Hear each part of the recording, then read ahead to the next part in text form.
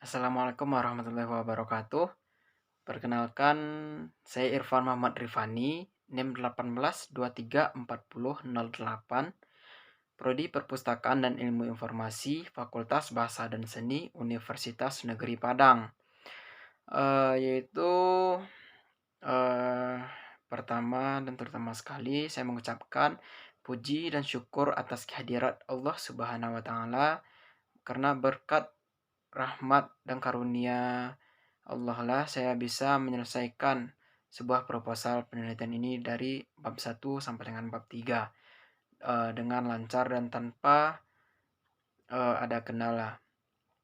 Yaitu selawat bering salam kita ucapkan kepada junjungan umat Islam sedunia, yakninya Nabi besar Muhammad Sallallahu Alaihi Wasallam yang telah membawa umat manusia dari alam jahiliyah ke alam Islamiyah. Kepada yang terhormat dosen, kepada yang terhormat Bapak dan Ibu dosen, pembimbing dan penguji. Yang terhormat kepada dosen pembimbing yang pertama Ibu Dewi Anggraini SPD MPD, yang kedua kepada Ibu Dr. Ini Hayati M Hum, yaitu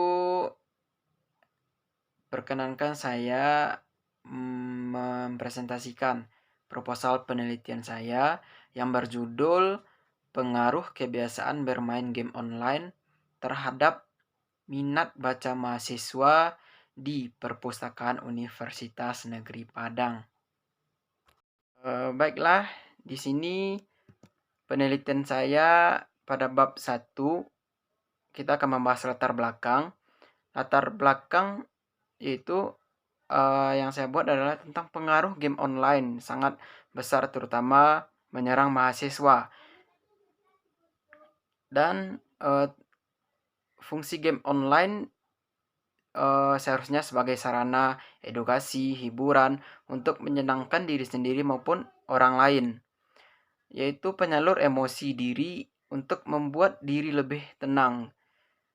Lalu jenis game online ini terbagi atas beberapa, contohnya Free Fire, PUBG Mobile, Mobile Legends, Point Blank, dan lain-lain. Itu identifikasi masalah pada proposal saya, yaitu yang pertama, karena terlalu sering mahasiswa bermain game online berdampak terhadap berkurangnya minat baca mahasiswa. Yang kedua, banyaknya jenis game online akan bertambah dan berpengaruh terhadap berkurangnya minat baca mahasiswa di Perpustakaan Universitas Negeri Padang. Yang ketiga, pengaruh bermain game online terhadap jumlah kunjung mahasiswa di Perpustakaan Universitas Negeri Padang. Yaitu pembatasan masalah saya yang pertama, karena terlalu sering mahasiswa bermain game online berdampak terhadap berkurangnya minat baca mahasiswa. Saya hanya akan membahas tentang itu. Dan rumusan masalah yang pertama, bagaimana tingkat kebiasaan bermain game online yang dimainkan oleh mahasiswa di Universitas Negeri Padang. Yang kedua, bagaimana tingkat rata-rata minat baca mahasiswa di Perpustakaan Universitas Negeri Padang.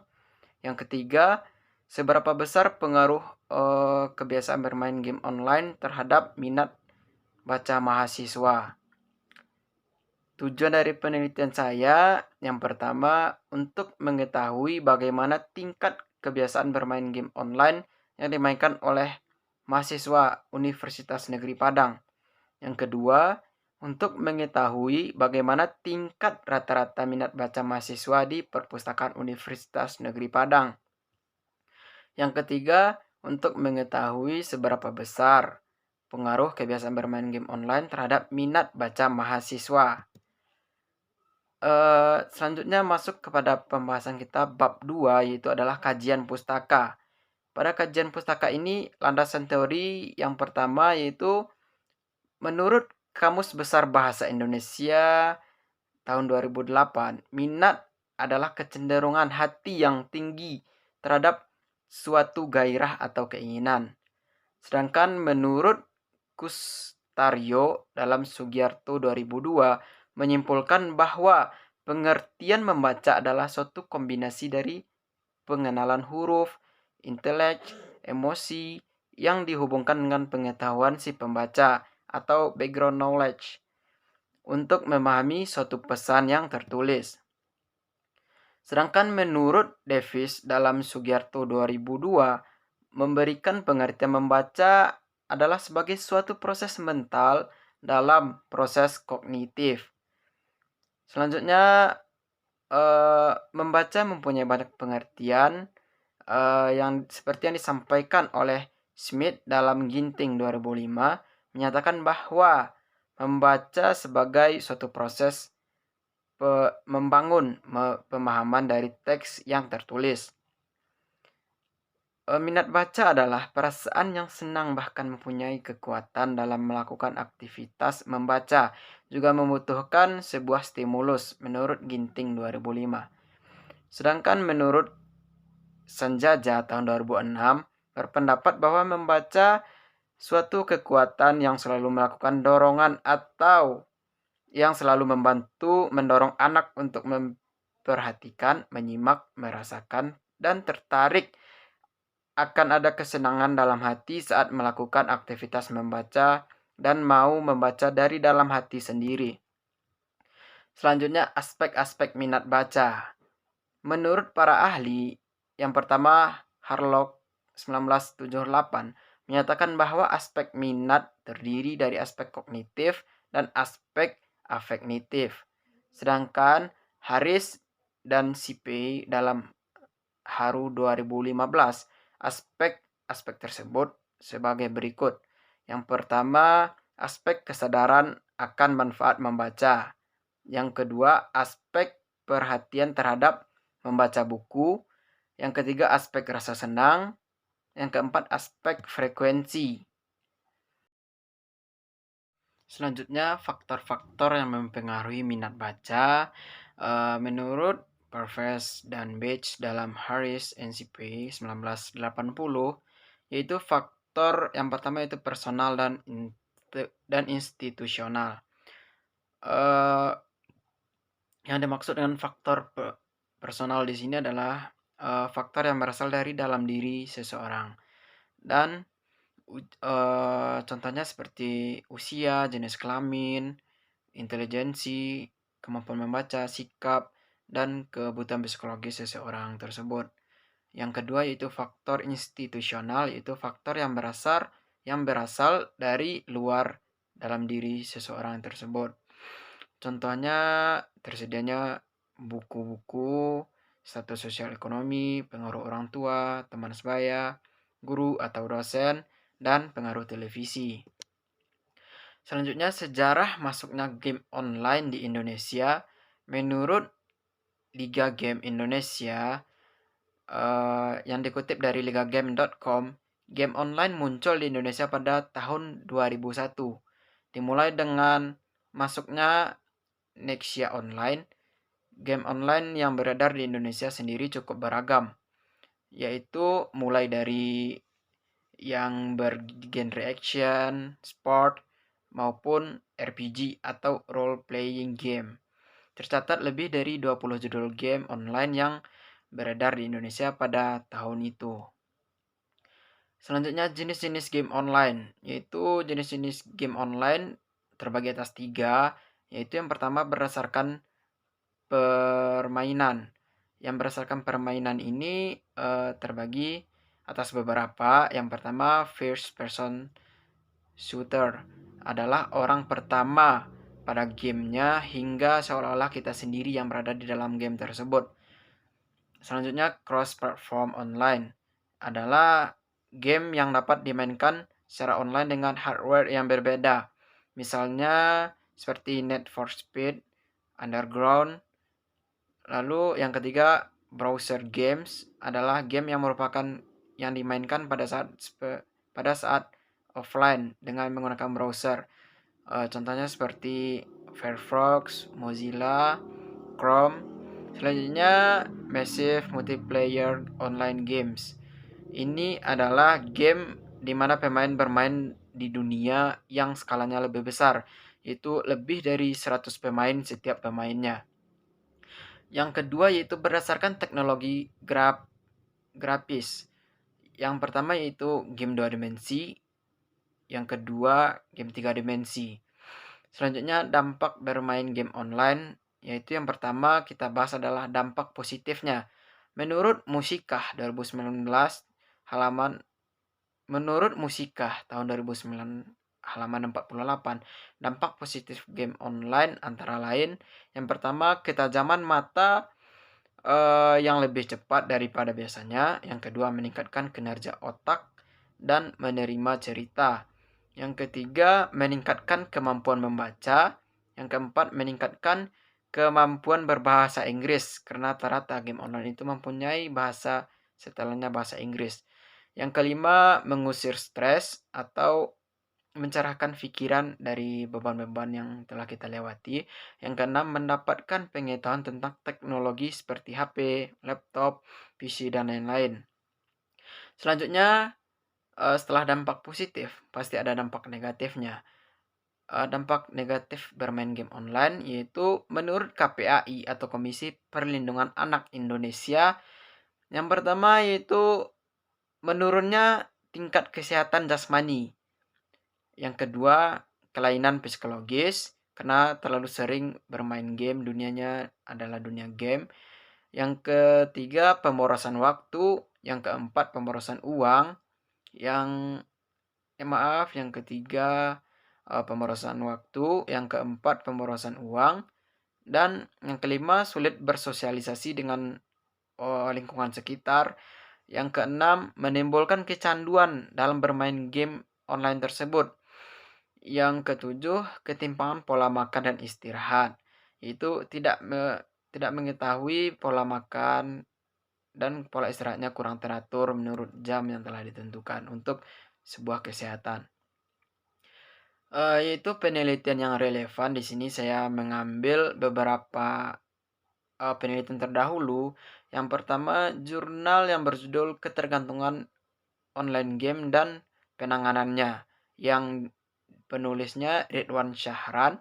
Yang kedua, hasil penelitian yang dilakukan oleh Erizal Nofrialdi tahun 2019 dengan judul Kecanduan Game Online pada Remaja. Selanjutnya, kerangka konseptual. Tidak bisa saya masukkan ke PowerPoint karena terlalu besar. Selanjutnya adalah hipotesis. Hipotesis penelitian saya yaitu hubungan antara kebiasaan bermain game online yang membuat terciptanya kebiasaan malas, berkata kasar, atau sering berbicara toksik kepada sesama pemain game ketika lagi bermain game. Selanjutnya bab 3, metode penelitian. Pada jenis penelitian saya yaitu menggunakan jenis penelitian deskriptif. Metode penelitian yang saya pilih adalah metode penelitian menggunakan metode kuantitatif deskriptif. Populasi dan sampelnya adalah mahasiswa Prodi Perpustakaan dan Ilmu Informasi angkatan 2018 yang berjumlah sebanyak 91 mahasiswa. Ini adalah rumus yang saya gunakan untuk sebagai pengambilan sampel dalam penelitian ini. Selanjutnya, sampel yang diambil adalah dalam penelitian sebelumnya, sampel yang diambil adalah 90 orang di dalam rumus ini. Namun untuk lebih validnya, hasil penelitian diambil sebanyak berapa jumlah mahasiswa PII 2018 yang mengambilnya dengan jumlah 91 mahasiswa. Yaitu besarnya sampel sesuai dengan yang ditetapkan oleh Malhotra tahun 1996 yang menyatakan jumlah responden paling sedikit 4 atau 5 kali dari jumlah indikator yang digunakan. Selanjutnya instrumentasi. Pada instrumentasi saya dibantu dan memilih beberapa alat bantu. Yang pertama itu HP, yang kedua laptop, Lalu kamera, kamera itu kamera HP saya gunakan ya. Lalu, eee, selanjutnya 5 alternatif jawaban pada tabel yang saya buat karena ini penelitian kuantitatif. Yang pertama sangat setuju, yang kedua setuju, yang ketiga kurang setuju, yang keempat tidak setuju, dan yang kelima sangat tidak setuju. Teknik pengumpulan data dalam penelitian ini adalah yaitu yang pertama metode observasi ke lapangan. Saya melakukan observasi langsung ke lapangan yaitu, di kawasan Universitas Negeri Padang. Yang kedua melakukan wawancara kepada mahasiswa yang lagi bermain game online atau yang saya tungguin setelah melakukan permainan game online supaya tidak mengganggu dia lagi main.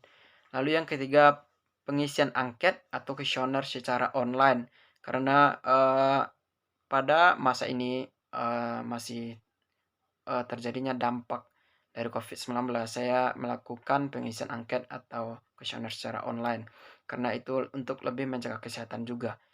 Lalu uji persyaratan analisisnya yang pertama saya membuat adalah uji normalitas, yang kedua uji homogenitas, yang ketiga uji linearitas, yang keempat uji validitas, dan yang kelima uji reliabilitas. Terima kasih kepada dosen pembimbing dan kepada semua yang telah menyaksikan, dan kepada dosen penguji saya mengucapkan terima kasih sebanyak-banyaknya, dan kepada pihak-pihak yang telah membantu saya terima kasih juga kepada Allah Subhanahu wa taala. Baiklah, hanya itu hasil presentasi dari proposal penelitian saya dari bab 1 sampai dengan bab 3 selama 1 semester ini. Terlebih dan terkurang saya mohon maaf. Wabillahi taufik wal hidayah. Wassalamualaikum warahmatullahi wabarakatuh.